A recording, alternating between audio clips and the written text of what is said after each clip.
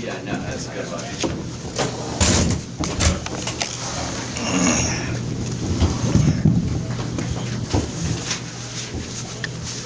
Really pleased with our response from Sunday. I thought we played a pretty complete game. Coming into the game, I felt that Indiana State's guards, namely Key and Barnes, really attack the lane. They get in the paint. They make guys better. Their front court's awfully new for the most part. But those two, along with Christian Williams, in terms of what they did at Dayton, was really impressive. And I thought we did a pretty good job on those guys for the most of the game. I know Key ended up getting 20, and he shot a pretty decent percentage. A couple of them were deep bombs. And, you can't cover everything. We just wanted to keep the ball out of the lane. I thought our big guys did a great job hedging ball screens and keeping that lane as clean as we have all year. Really pleased with our rebounding difference. I mean, to double them on the glass.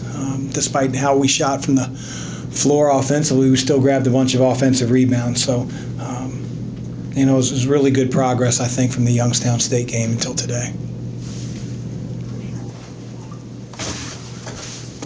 Did you think the rebounding was the area that you guys improved most on from Sunday to today? I mean, it's just one game, but I thought our effort was much greater tonight on both ends of the floor. I don't think we had anybody leaking out like we did against Youngstown. I thought our guys were battling for some. There were a couple car crashes underneath because guys were going hard after the ball. And that's who we have to be. I think complete teams do that. And to give up as many offensive rebounds as we did the last two games, I'm just not used to seeing that. We've got a lot of fifth-year seniors on the floor, and guys have been in the weight room. It's just a matter of carving out that position and how toughen your opponent for the ball. What did you think of the poise that some of your freshmen showed in the closing minutes? Much better. We talked about it in the last 4-minute war in the huddle. Specifically, I think we were up 27 at Miami when they went in with under 4 minutes to go, and it was what it was. And then tonight we were up 28, ironically, when all of them were in there with fresh. And, we win that last war by 1. And we weren't perfect. We weren't great in transition defense, but I thought our freshmen gave much better effort. They didn't play the score, and that's some growth for them. What do you think led to Fresh's game just getting more comfortable out there? He's a good player. I think it's just a matter of him getting more games under his belt, learning his teammates, learning what his coach is, asking of him. He's a good player, and I think that, I think everybody remembers the last 15, 20 games of CC, but there were some moments where he didn't play very well early on, and especially in practice.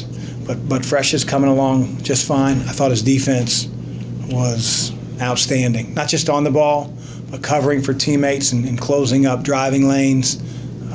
I can't say enough good things about Fresh tonight. Happy for him.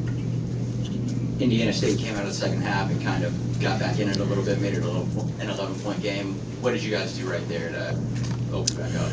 Well, when we got to that TV timeout, I told those guys that I can't lose my cool.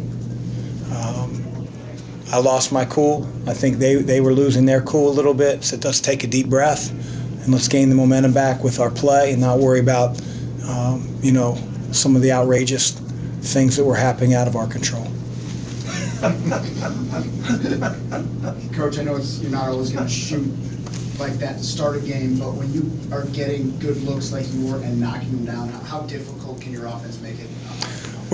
We can get so much better offensively. Good offense isn't when shots go in. It's what shots are you creating. And sometimes you can run a play just like you drew it up. Guys can screen, execute, and you get the best look for the guy that's got a hot hand and the ball goes in and out. And the rebound goes to the wrong side of the floor, even though you got 3 guys in great offensive rebounding position. So I don't want our team to think that everything's fine on the offensive end. I think we have to share the ball a little bit more and be a little bit more patient. Sometimes when the ball just keeps going in, guys get a little antsy. We have a very unselfish group, a very together group, but we got to get a group that really understands that our best offense is going to be when we are a little bit more patient. Because when Ryan gets that look and he steps into it, do you almost feel like it's automatic now? And then the second part, he made 2 really good passes for like the easiest buckets of the night. Yeah. I'm going to miss that kid, man. He's a game changer. I had a kid like that at Xavier, Brad Redford, where if he shoots the ball, you just feel like, man, it's 3 more points we get right there as it goes up. And as I've said here in the beginning of the season, what he's really done is he's really grown off that shot, being able to get guys in the air and create looks for his teammates. He's making better decisions with the ball in his hands. And again, I think he's doing what he can defensively. He did a great job tonight on the defensive end.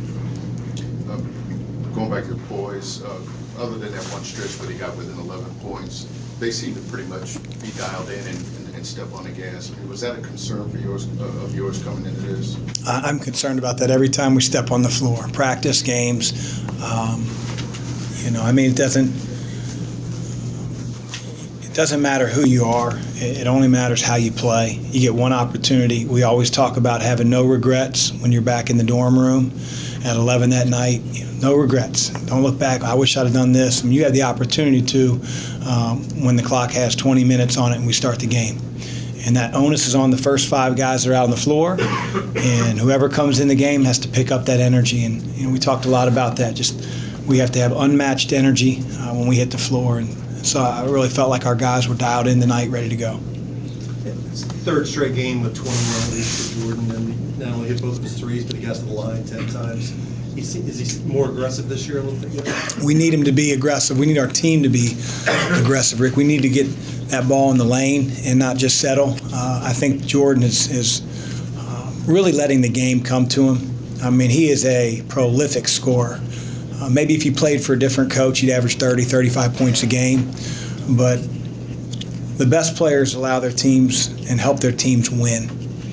And I know he believes in that. He's become a different guy on the defensive end of the floor. And if he continues that, we're going to be a tough out. Dwayne, maybe a little quiet on Sunday, had a double-double tonight. What did you see out of him? He's a warrior. When he has nights like tonight, we're difficult to contend with. When Dwayne has a night where statistically he doesn't really post, we miss it. We miss it.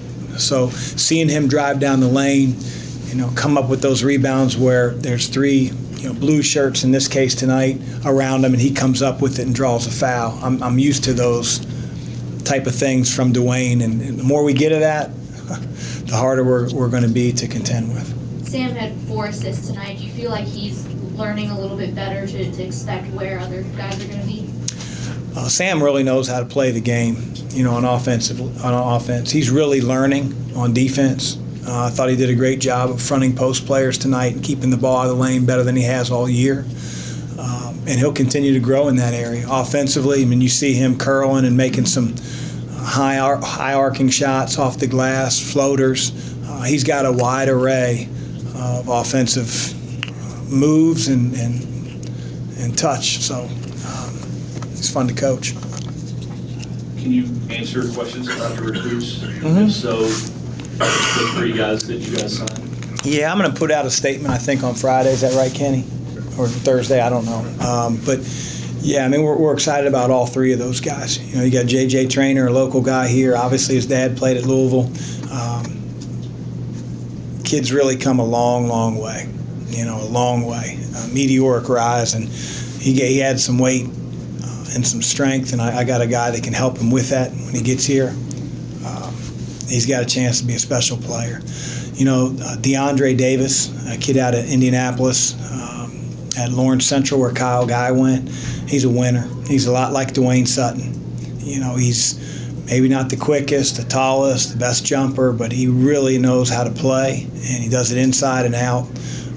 Really versatile, comes from a great family.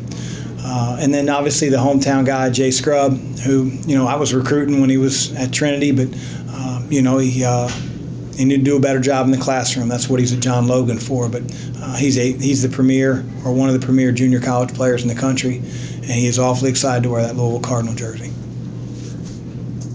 Anything else for Coach? Thanks, guys. Thank you.